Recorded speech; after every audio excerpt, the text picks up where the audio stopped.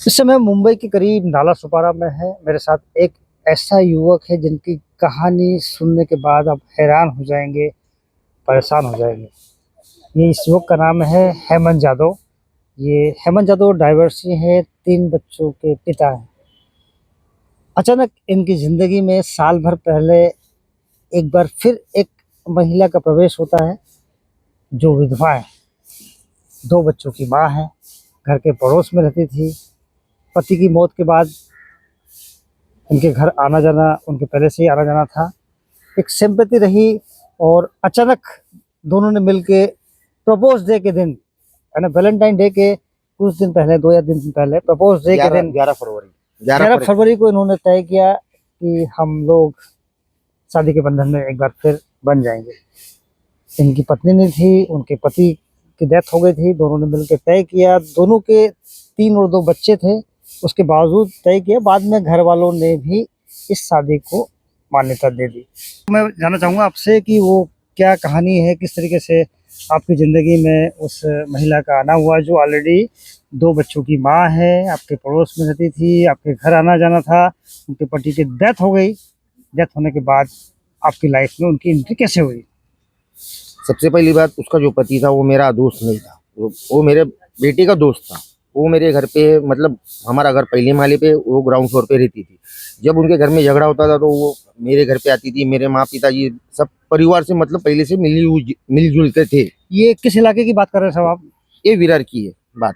ये विरार में रहते थे। उसके बाद मैं रहने को पहले से अकेला गोरेगांव में रहता था, गोरेगांव भगत सिंह नगर। तो इन लोग को घर से निकाला जाता था। वो लोग दोनों जन मेरे घर पे आके रुकते थे, 5-5 दिन 6-6 दिन आके रुकते थे। बस सबको मालूम था ये मियाँ बीवी है।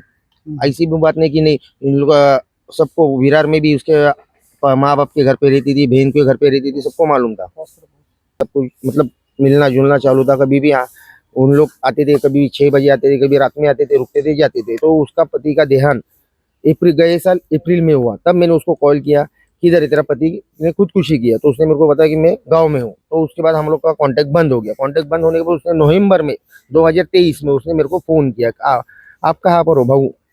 तो मैं बोला मैं घर पे हूँ। तो बोले मैं गोरेगांव में आई हूँ, आपसे मिलना है। तो मैं मिलने गया तो उसकी एक सहेली, 2 सहेली थी और वो थी। फिर उन्होंने मेरी जान पहचान उसकी सहेली के साथ करवाया। आपने शादी किया? बोला नहीं किया।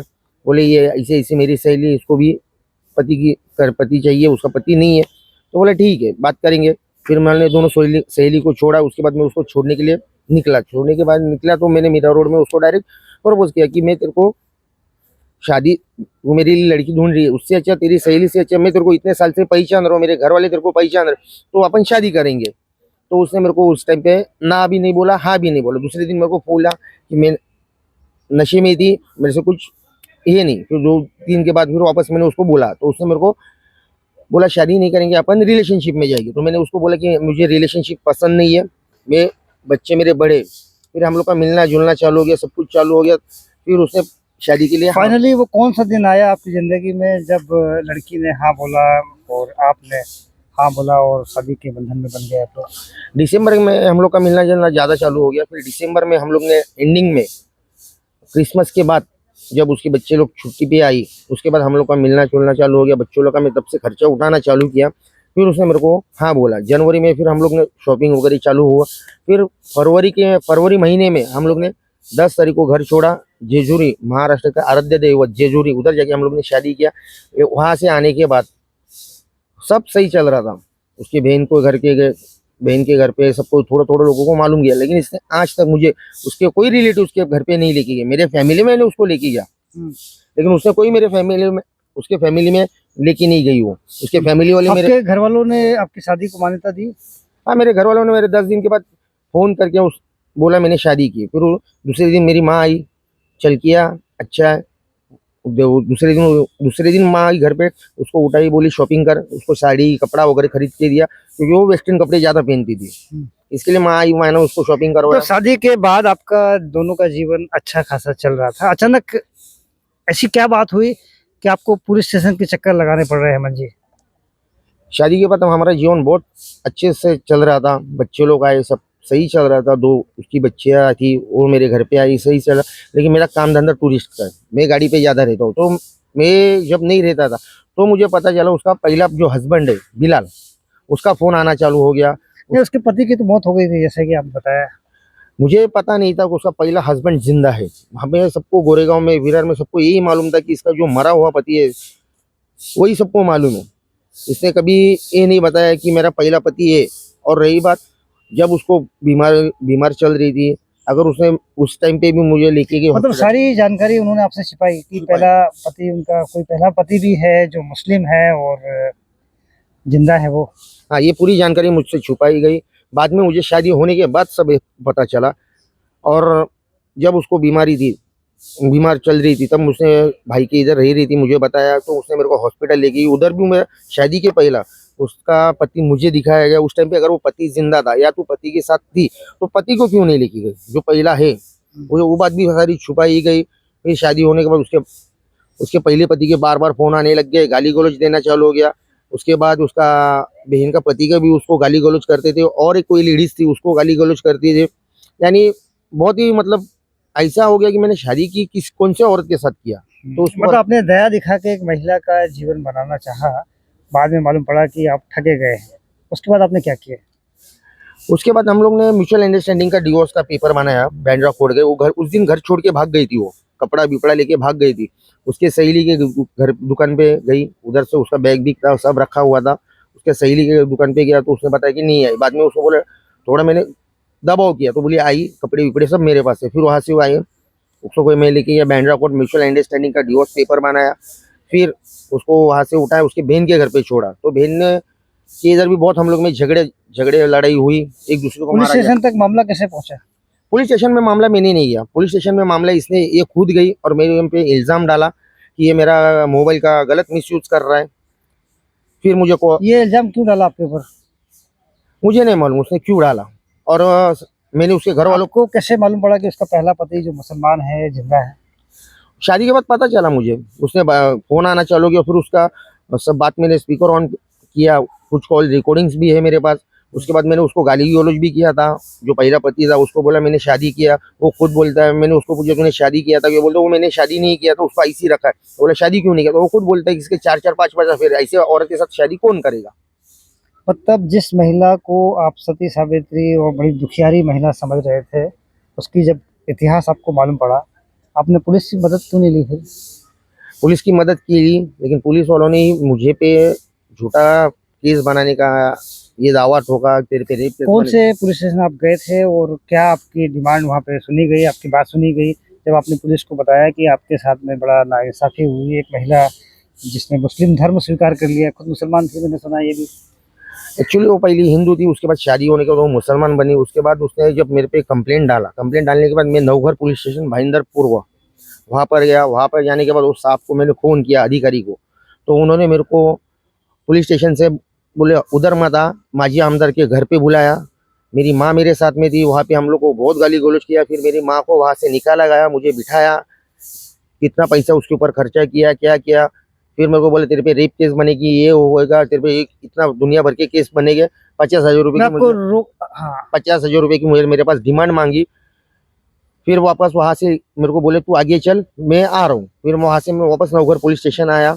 मैं आपको रोकना चाहूँगा, लोगों की जानकारी के लिए मैं बता देना चाहूँगा, एक ऐसा सज्जन जिन्होंने अपनी पत्नी के डाइवर्ट के बाद में 3 बच्चों के बाद में एक ऐसी महिला से शादी की जिनके 2 बच्चे ऑलरेडी थे। इनको नहीं पता था कि इनका पहला पति भी जिंदा है। दूसरे पति की डेथ होने के बाद सहानुभूति के साथ में उन्होंने शादी की, और शादी होने के बाद पता चला कि वो लेडी जो है हिंदू नहीं है बल्कि मुसलमान धर्म स्वीकार कर चुकी है। ऑलरेडी वो पहले पति से 2 बच्चे हैं उनके, और डिटेल में जानने पे मालूम पड़ा कि और इसके 4-5 अफेयर है। इतना सब होने के बाद जब इनको मालूम पड़ा तो इनको एक फ़ोन आता है एक ऑफिसर का, गीता जैन एक्स एमएलए है भाजपा की, उनके बंगले से ये फ़ोन आता है। मैं बड़ा खुलासा करने जा रहा हूँ, गीता जैन के बंगले से एक पुलिस ऑफिसर का फ़ोन आता है और पुलिस वाला इनको गीता जैन के बंगले पे बुलाता है। उनके साथ में इनकी माँ भी होती है। माँ की मौजूदगी में पुलिस ऑफिसर इनको धमकाता है, 50,000 की डिमांड करता है और झूठे रेप के केस में फंसाने की धमकी दी जाती है। कितनी सच्चाई साहब इसमें? सच्चाई सही है। उसके बाद मैंने उनके खिलाफ नवघर पुलिस स्टेशन में मैंने अर्जी दिया हुआ है। उसके बाद एसीपी साहब को मैंने अर्जी दिया हुआ है।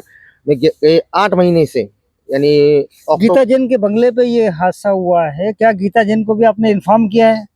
जी मैंने उनको लेटर दिया हुआ है, उनको डिस्पैच किया हुआ है मैंने। अक्टूबर में उनको मैंने लेटर डाला हुआ है, उसका लेटर कॉपी मेरे पास है। नवघर पुलिस स्टेशन में अर्जी दिया, उसका मेरे पास लेटर है। एसीपी साहब को एसीपी साहब को मैंने लेटर दिया, उसका भी डिस्पैच कॉपी है। और अभी मैंने एंटी करप्शन ब्यूरो को भी मैंने 2-3 दिन से लगातार फोन का चालू है। आज उन्होंने ये मेरे को कितने समय से आप पुलिस के चक्कर लगा रहे हैं? कम से कम 6 महीने से मैं चक्कर लगा रहा हूँ, ना आरटीआई का मुझे पूरा जवाब मिल रहा है। और आरटीआई डालने के बाद मुझे पता चला कि मेरे नाम पे कोई कंप्लेंट है ही नहीं। तो अगर मेरे नाम पे कंप्लीट ही नहीं तो मुझे फोन किया क्यों और मुझे बुलाया क्यों? किसने बुलाया फोन करके आपको? वो ऑफिसर, अभी उनका नाम मैंने कागज में लिखा है, उनका सब कुछ है मेरे पास। लेकिन जब मेरे नाम पे कंप्लेंट ही नहीं, अभी मैं उनके पास और एक आरटीआई मारा हूँ। मेरे को जब जब मैं आया आपके साथ में नाइंसाफी हुई है, क्या आपने नौगर पुलिस स्टेशन को बताया है? कोई कार्रवाई की पुलिस ने? कोई केस आपका लिया है?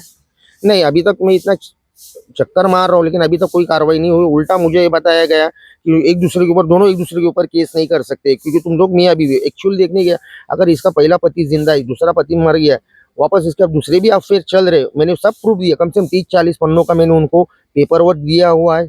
आपने इंस्टाग्राम पे भी कुछ खोजबीन करी है कुछ? इंस्टाग्राम पे भी उसका है, सब कुछ मैंने दिया है। उसकी इंस्टाग्राम पे 5-5, 6-6 अकाउंट है। बाकायदा उसका नाम वो जरीना बिलाल खान है, लेकिन वो पहला नाम यूज कर रही है दीपिका पावड़े, वो नाम से उसके 5-6 अकाउंट है। उसका जो सेकंड हस्बैंड था उसका और उसकी बंटी बबली के नाम से इंस्टा आईडी है। और अपने इंस्टाग्राम पे बंटी पब्लिक नाम से किसकी इंस्टा आईडी है? उसका जो सेकंड पति था उसका और उनका दोनों का, उसका उर्फ बंटी नाम था। पहला पति, दूसरा पति जो जिसकी डेथ हो गई है। हाँ, उसका उर्फ नाम बंटी था, तो बंटी बबली करके आईडी है। उसके बाद मेरे को भले ही बंटी बबली के नाम से आईडी बनी हो, लेकिन पहला पति जो बिलाल है और ये जो लेडी है, इन्होंने बंटी बबली की तरह ही कारनामे करने शुरू किए हैं। मिलजुल के वो लोगों को निशाना बनाते हैं, उनसे शादी करते हैं, उनसे धन लूटते हैं और उसके बाद में फिर एक बार सिलसिला चालू हो जाता है। ये सिलसिला की जानकारी आपको कब कैसे मिली? फिर मैंने उसके भाई को फोन किया, इधर उस रिश्तेदारी में फोन किया, जिनसे मैंने पहले बात किया उनको ही मैंने कॉल किया, मतलब किसी और को नहीं किया। जैसे उसकी भाई हो गया, जैसे उसका भाई बहन, उनको फोन किया तो उनको मेरे से कुछ पता चला। ऑलरेडी उसके साथ वो वानगांव में रहती थी। मेरा भाईंदर में भाड़े पे रूम लेके रही है, वानगांव में भी रूम लेके रही है। हर जगह पे अलग अलग महीने 6-6, 5-5 महीना लेके रहती है और फिर वापस वो पहले हस्बैंड के पास जाती है। तो इस दौरान उनके जो बच्चे होते हैं वो कहाँ जाते हैं? बच्चे पहले पति के पास होते हैं? बच्चे न पहले पति के पास होते हैं ना इसके पास होते हैं। बच्चे हॉस्टल में अंकुर चिल्ड्रंस होम्स करके, उधर भी मैंने उनको इन्फॉर्म किया, तो अंकुर चिल्ड्रंस होम से मुझे अभी तक वहाँ से भी कोई रिप्लाई नहीं आया। मैं धर्मादाय आयुक्त वगैरह सब जगह पे मैंने डाला हुआ है पेपर। वो बोलते कि वो गरीब थी। वो लेडीज को 20,000 रुपये सैलरी है। इंस्टाग्राम पे वो, सोशल मीडिया पे वो सीधा स्टेटमेंट दे रही है, मैं काबिल हूँ, मैं मेरे परिवार को संभाल सकती हूँ। अगर जिसकी कैपेसिटी है वो सेकंड मैरिज करती है, थर्ड मैरिज करती है, तो इसकी जानकारी हॉस्टल को क्यों नहीं? और हॉस्टल को मैं 11 जून को इन्फॉर्मेशन दिया, तभी से अभी तक उन्होंने भी कोई उसके ऊपर एक्शन लिया नहीं है। और उनकी बच्चियाँ, क्या मालूम, मुझे नहीं पता। बच्चियों को पढ़ाया है, सिखाया, मुझे नहीं मालूम। लेकिन बच्ची लोग जब भी कुछ बड़ा हादसा होता है तो बच्ची हॉस्टल में खुदकुशी की कोशिश करती है। किसी हॉस्टल में आत्महत्या की कोशिश करना बड़ा संगीन मामला है। जिस तरीके से इन्होंने अंकुर चिल्ड्रन होम का नाम बताया, मीरा रोड में चिल्ड्रन होम है, काफ़ी पुराना चिल्ड्रन होम है, काफ़ी रेपुटेशन है उसकी, लेकिन माता पिता के रहते हुए बच्चों को वहाँ रखना, आमतौर पे ऐसे बच्चों को चिल्ड्रन होम में रखा जाता है जिनके माता पिता न हो या उनकी माली हालत ठीक न हो। माँ कमाती है, बाद में पहला पति उनका जिंदा है और तीसरे नंबर के जो हेमंत हैं इनसे भी शादी होती है, परिवार चलता है। जब संबंध खराब होते हैं तो वापस एक बार फिर बच्चों को चिल्ड्रन होम में छोड़ देती है। ये उनका काम करने का अंदाज होता है। बच्चे चिल्ड्रन होम में होते हैं, पहला पति नशे के हालत में अपना काम करता है और ये लेडी जो है नए नए लोगों को इंस्टाग्राम के जरिए हम उम्र लोगों को आकर्षित करती है, संबंध बनाती है, संपर्क बनाती है, शादी की नौटंकी करती है। कई लोगों के साथ ठगी हो चुकी है। ये तमाम जानकारी नौघर पुलिस स्टेशन को बताए जाने के बावजूद पिछले कई महीने से नौघर पुलिस इन्हें चक्कर लगा रही है, इनकी शिकायत दर्ज नहीं की गई। कितनी सच्चाई है साहब इसमें? मैं तो हमेशा जा रहा हूँ, हर 2 दिन में, 5 दिन में जा रहा हूँ। अभी आज बात करेंगे, कल बात करेंगे, अभी तो कोई नहीं। उस दिन मेरे को सीधा बताया गया एक दूसरे के ऊपर केस नहीं बनेगी, तुम फैमिली कोर्ट जाओ। एक्चुअल देखने गया तो फैमिली कोर्ट जाना ठीक है, आप बोल रहे, लेकिन ये शादी रजिस्टर नहीं है, सबके साथ वो रहती है, रिलेशनशिप बोलती है। मैं रिलेशनशिप में रिलेशन साल में कितनी बार एक औरत कितने जन के साथ रिलेशनशिप में रह सकती है और कितने जन के फंसाएगी, ये मुझे सवाल है। वो सवाल का जवाब मुझे दिया नहीं गया। फिर मुझे बोला गया कि 5-6 दिन के बाद वापस बुलाएंगे। 3 तारीख को मैं गया था, आज 12 तारीख 13 तारीख आ गई है, अभी तक मुझे एक बार भी सामने से नवघर पुलिस स्टेशन से किसी ऑफिसर का फोन आया नहीं। जब से मैंने शिकायत दर्ज किया, मैं हर महीने जा रहा हूँ, 2 दिन 15 दिन में, अभी तो कोई मुझे रिस्पॉन्स आया हुआ नहीं है। पूरे मामले में एक्स एमएलए गीता जैन के का नाम आता है। उनके बंगले से पुलिस ऑफिसर धमकाता है, 50,000 की डिमांड करता है। उस पुलिस वाले की शिकायत की जाती है, कोई कार्रवाई नहीं होती है। पुलिस वाला धमकाता है कि आप पर रेप का केस होगा, कोई कार्रवाई नहीं होती है। ये शख्स लगातार पुलिस स्टेशन के चक्कर लगा रहा है। नवघर पुलिस स्टेशन वाले बोलते हैं कि ये फैमिली का मामला है, धोखाधड़ी का मामला नहीं है, मामला बनता ही नहीं है। अगर आपको कार्रवाई करनी है तो आप कोर्ट जाइए साहब।